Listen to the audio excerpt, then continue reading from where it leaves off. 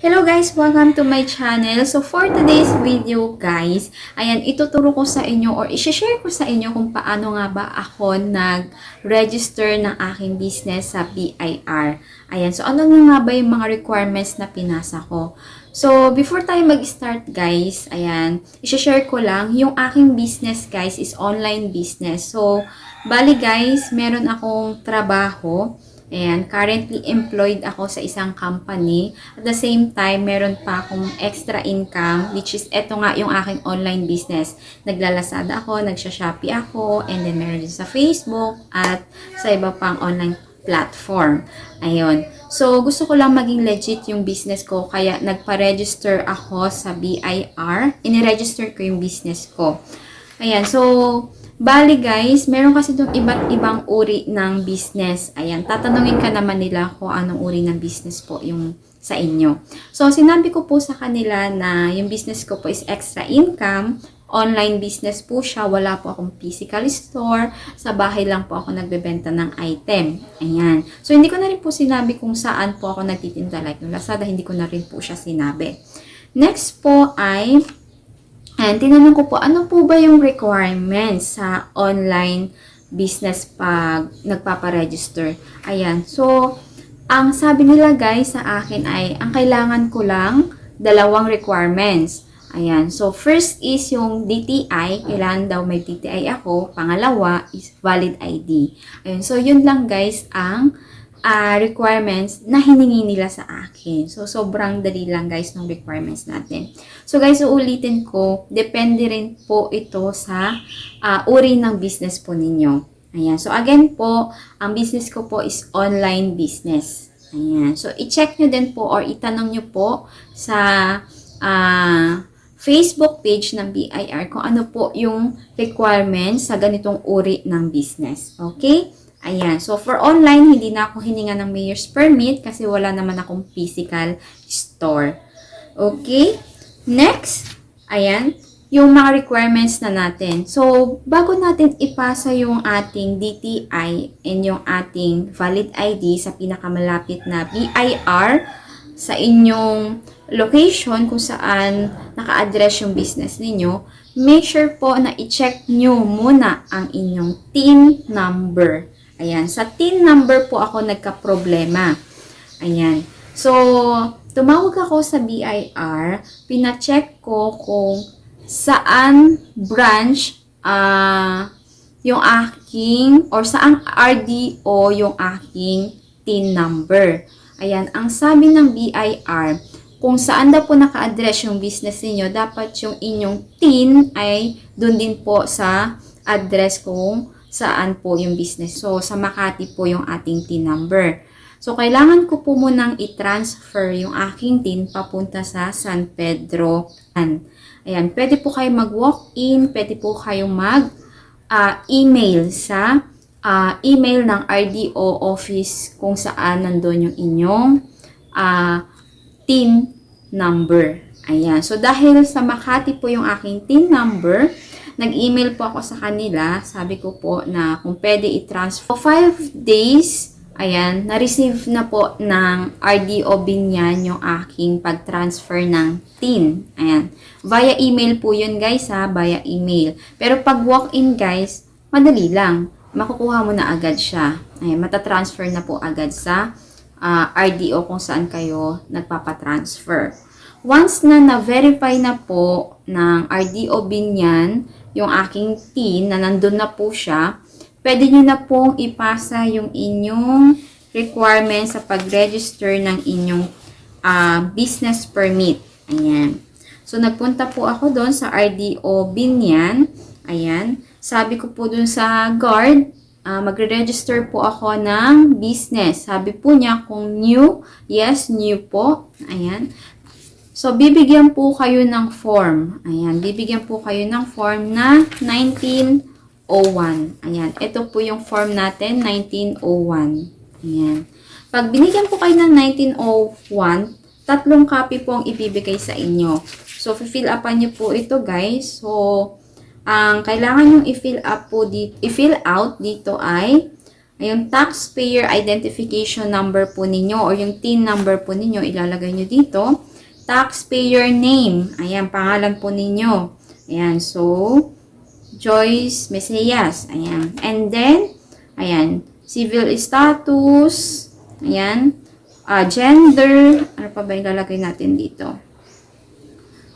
Mother's maiden name. Father's name. Citizenship. Ayan. And local residential address. Ilalagay nyo po yan. Complete po yung residence address. Next po ay, ayan, business address. Kailangan nyo din pong ilagay dito. Kung wala naman kayong physical store, kung saan po kayo nakatira, yun na rin po ang inyong business address. Kasi di ba sa bahay lang kayo nagtitinda. Next po is, ano po yung ID na isasabit po ninyo, identification details. So, ang ginamit ko po is UMID and kailangan nyo din pong ilagay yung ID number po ninyo sa pag-fill out. Ayan. Next ay contact number, email address, ano pa ba? 3 copy po yung fill out po ninyo, ha? Ayan. So, yun lang po yung fill out po ninyo dito sa ating form. And then, syempre yung signature po ng taxpayer. Ayan, kayo po. Ayan. And then, sa baba po, kung katulad nyo po ako na may work sa isang company, ayan, ang tawag po sa akin ay mixed income earner. Ayan, mixed income earner po ang tawag sa akin. Kasi, meron akong trabaho, the same time, meron pa akong extra business. Okay? So, mixed income po ang i-check nyo dito. Ayan, meron pong pagpipilian dito, guys. Taxpayer type. Ayan. Kung hindi naman po kayo nagtatrabaho sa isang company, nag-extra income lang kayo online, ayan, so, single lang po kayo. Ayan. And then, ayan, so, sa katulad ko po na nag-work sa isang company, kailangan nyo pong kunin yung TIN number ng inyong company. Ask nyo po yung inyong HR, pangalan po ng company po ninyo, saan po yung address ng company ninyo, contact details, ayan, ng inyong company, and signature po ninyo ulit. Ayan. So, yun po yung fill upan po ninyo. Ayan. And then, ayan, pag na-fill out nyo na po itong form, ayan, ipapasa nyo na po ito kung saang counter po kayo naka-assign. So, for example, counter 2 po ako. Ayan, nasa na yung DTI natin. Ayan. So, ito pong 3, tsaka yung photocopy ng inyong valid ID ang ipapasa nyo po dun sa counter. Ayan, intayin nyo lang po kung merong itatanong sa inyo. Baka kulang po yung mga isinulat nyo dito sa form. And then, tatanungin kayo kung yung income nyo po ba ay less than 250. Ayan. So, kung less than 250,000, so, ibig sabihin, wala po kayong tax na babayaran. Ayan. Wala po kayong tax na babayaran. Ang kailangan nyo lang gawin is lagi lang kayong mag-update sa kanila. Ayan.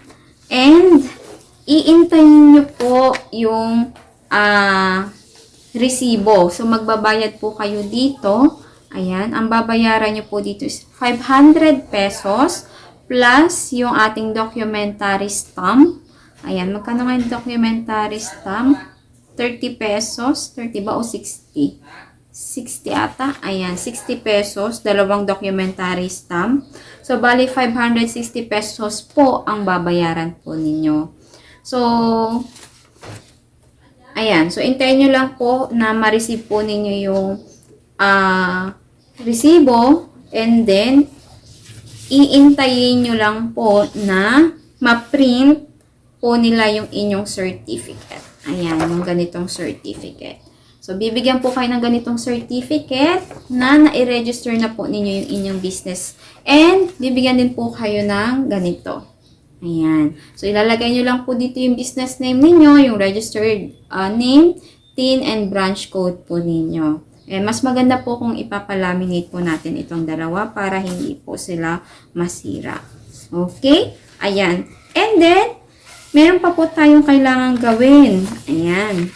So, Ang kailangan po natin gawin, ayan, is kailangan po natin umattend ng briefing. Ayan, meron po silang briefing para alam po natin yung mga dapat gawin bilang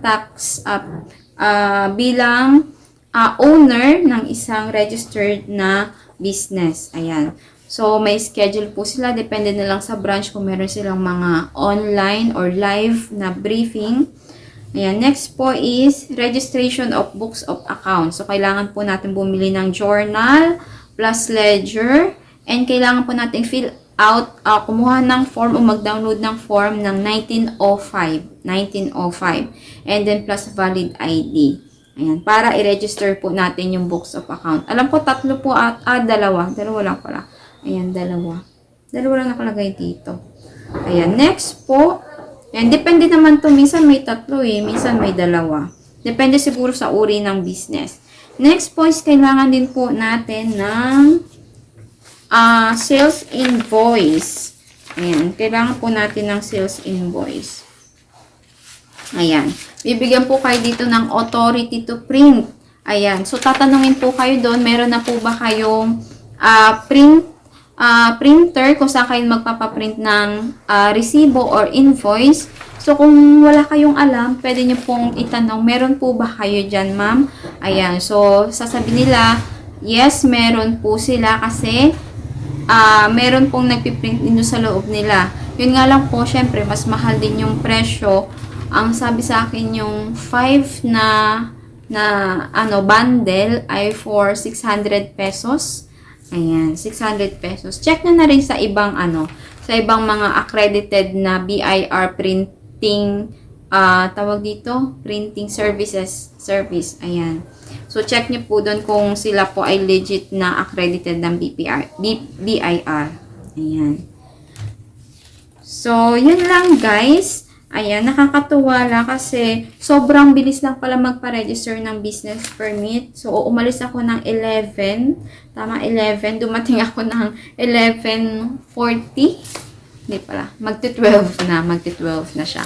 Natapos ako mga 11:30 guys. Ayan, sobrang bilis lang guys. So, wala pa akong resibo. Maghahanap muna ako ng accredited na nagpiprint ng sales invoice. Sabi ko kasi doon na ako magpapagawa ng invoice. Nakalimutan na ata nila. Kaya hindi ko na rin naalala. Ayan. So, hanap na lang ako ng pinakamalapit dito na printing services na accredited ng BIR. Ayun. So, yun lang guys. So, sana nagustuhan nyo yung video ko. Lalong-lalo na doon sa mga nag-online selling. Ang maganda kasi dito guys, ayan. Di ba marami na kasi mga gumagaya sa mga business natin. Kasi katulad nung sa isang shop ko, ayan, nakita ko yung mga product ko dun sa isang shop. Sabi ko, bakit ganon? Parang nagagaya niya yung shop ko. Ayan. So, para ko na yung aking business, yung business name, ayan, pina-register ko na siya. Para in case na kung ano man mangyari, may mag-copy po sa aking mga product or sa aking pangalan, ayan, mapapatunayan ko na ako yung totoong may-ari nitong business na to. Ayan. Okay po. Ayan. So, yun lang guys. So, sana nagustuhan niyo yung video na to. So, don't forget to subscribe my channel guys ha. And, i-click nyo na rin yung notification bell para ma-update kayo kapag may bago akong video na i-upload. Kung meron kayong mga concerns, clarifications, or kung meron kayong mga comments sa aking video for today, comment nyo lang sa ating comment section. Ayan. So, yun lang guys. Thank you. Bye-bye.